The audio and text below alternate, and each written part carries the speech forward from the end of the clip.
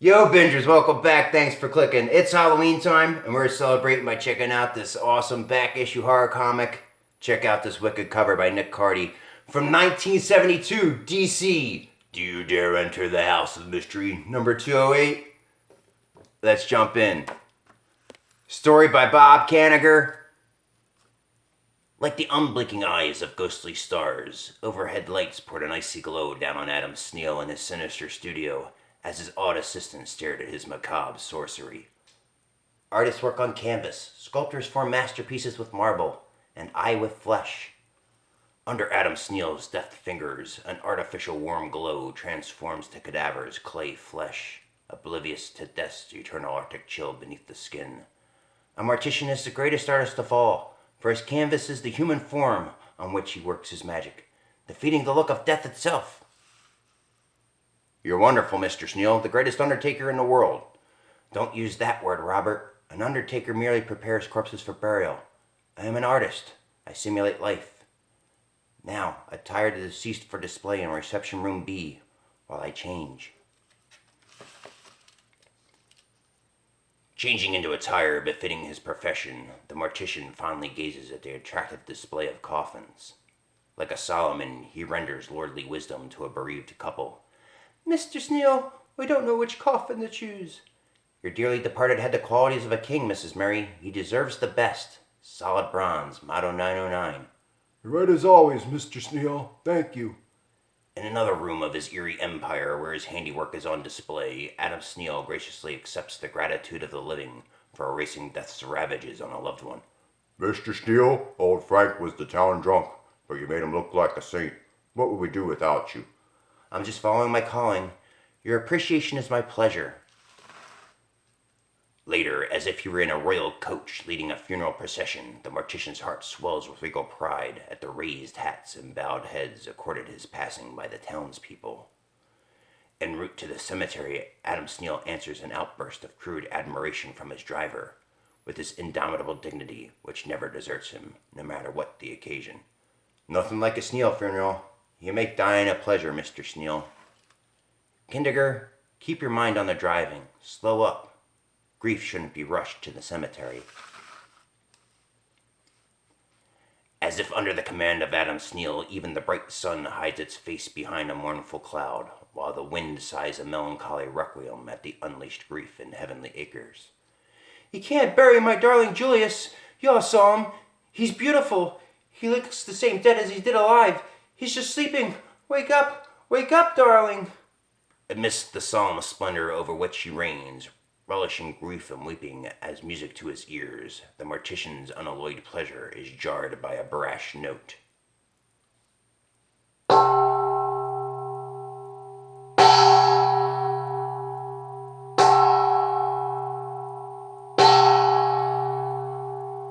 Art by Ruben Yandock.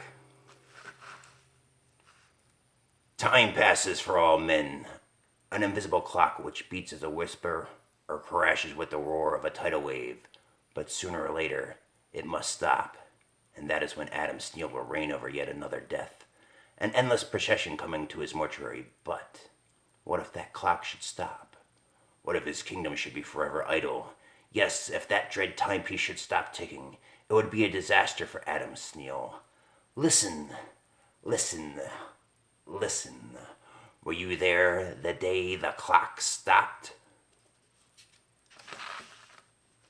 You've outdone yourself this time, Mr. Sneal. The widow can't believe her husband is dead. Don't use that word, Kindiger. Departed. That's the word. Departed. At the cemetery, Adam Sneal hears the dirge-like tolling of the lofty town tower clock with secret pleasure. The burial is finishing right on time as usual. Not a moment too soon, not a moment too late. Later, at the town bank, the dignified Mortician is indignant at the banker's crude jest. You're one of our biggest depositors, Mr. Sneal. Naturally, since your business never has a slump. Never a death of customers. It isn't a business, Mr. Ignatius, but a profession, an art. Like a concerned shepherd counting his flock, Adam Sneal makes his nightly rounds. And how is poor Mrs. Wilson? Poor soul, I've given her last rites, Mr. Sneal. Her death is imminent. That evening at the intensive care unit of the town hospital, Adam Sneal expectantly surveys the patients on their critical list, wrapped in their shrouds of suffering. Anything I can do for your patients, Miss Carroll? Your concern is touching, Mr. Sneal. By morning, these patients will be in need of your services. Through the deathly pall peals the clamorous town clock. They're all terminal, Mr. Sneal. The carcinoma is not responding to cobalt treatment. The heart transplant is rejecting. The third-degree burn is comatose. Death can come at any time. Ah, that's life. I'll wait for the calls. I'll live and die by that clock. And you see the lightning crack a boom! And the engraving there, said not to ask for whom the bell tolls, it tolls for thee. Lightning struck the clock tower with a sound that wakened the dead. The clock didn't finish tolling midnight. The lightning, it stopped the clock. Ah well, it'll be fixed. The town can't be without its clock to wake the living and bury the dead. Adam Sneal returns to his silent domain. He proudly regards the vacant coffins of precious woods and metals like a feudal lord his castle's treasure. For the first time my parlor is empty, but it will soon be filled. Like an ancient alchemist, the mortician sniffs the pungent scents of shimmering embalming fluids with rare relish. There will be 4 deaths at least by morning. Adam Sneal sits at his desk like an eternally patient bookkeeper. In his lethal ledger, he fondly notes the names of the imminent dead, an ever-swelling tally of endless columns. He waits for the phone, which never fails to summon him day or night. The phone will ring at any moment, summoning me to the departed. Old Mrs. Wilson and Mr. Phillips, Mr. Blunt and Miss Vincent in the hospital. But as night turns to day and day into night, the silent phone mocks Adam Sneal, like an empty grave that it is his mission in life to fill, and is prevented by a mysterious force which bewilders him. His hitherto rigid world of death turns topsy-turvy and crumbles. Why doesn't it ring? Why don't they summon me? They were all on their deathbeds. Why don't they die? Like a specter, the mortician haunts his vacant mortuary.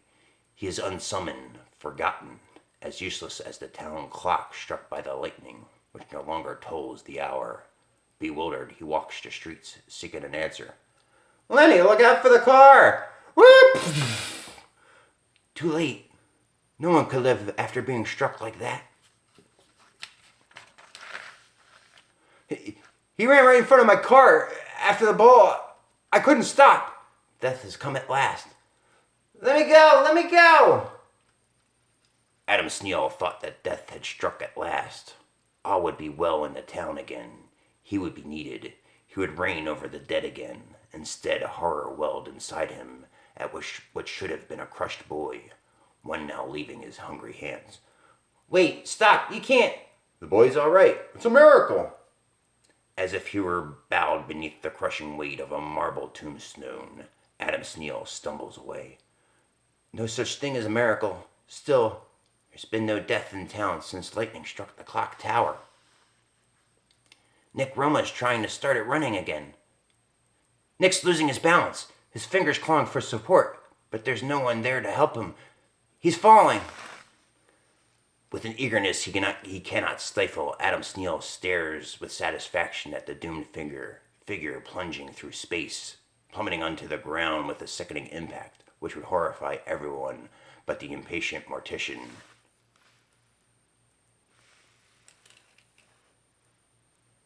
Death has come back to town, at last, but it will take all my art to restore the clockmender's smashed flesh. With utter disbelief, Adam Sneal's eyes bulge from their sockets at the clockmender. Dismay chokes him like the bitterest gall.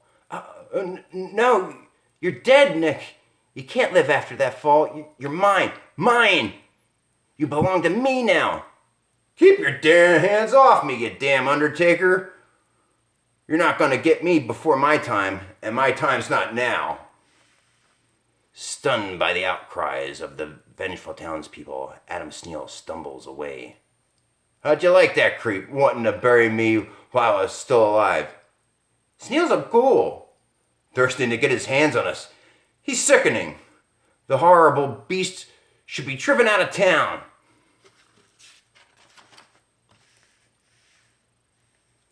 Bewildered, banished, agonizingly lonely, Adam Sneal's unhinged mind drives him out in the middle of the night like an angel of death. I'm doing old Mrs. Wilson a favor. She's just a useless hulk.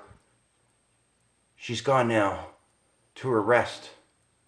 When she's brought to me, I'll transform her into a sleeping beauty. Later, still on his obsessive errand of homicidal mercy, Adam Sneal slips on a hospital attendant's jacket, and unobserved, the only things keeping these terminal patients alive are machines. I'll turn them off. They've departed at last, to the destination they should have gone to long ago. Hour after hour, Adam Sneal keeps his lonely vigil until, at last, the news I've been waiting for. The metallic voice from the phone drives blazing nails into Adam Sneal's shuddering brain. His blood boils over his arteries. His arteries erupt like volcanic geysers. A pyre of dazzling light consumes him. Nurse Carol calling from intensive care. No change. No terminals dying. Nobody's dying in town. Mr. Sneal? Mr. Sneal? Later, atop the lofty tower clock, the clock mender is startled by eyes blazing like the deepest pits of hell. Mr. Sneal, what are you doing up here? I saw you fall to your death with my own eyes. You should be dead. Dead! I'm not going to let you destroy my world by continuing to live, when by all the laws of nature you should be dead. It's sinful for you not to be dead. In his frenzy, the raving mortician claws blindly at the clock mender, utterly oblivious of the giddy space yawning beneath him. I'll make sure of it this time, with my own hands. Death can't mock me. Like a demented meteor, Adam Sneal hurtles to his destination of doom. Ah! Later. Strange. No one in town died after the lightning struck the clock tower, until Mr. Sneal fell to his death. Now we're getting calls from all over. Why? Why? Why? Said not to ask for whom the bell tolls. For the bell tolls for thee. Alright, bingers. What'd you think?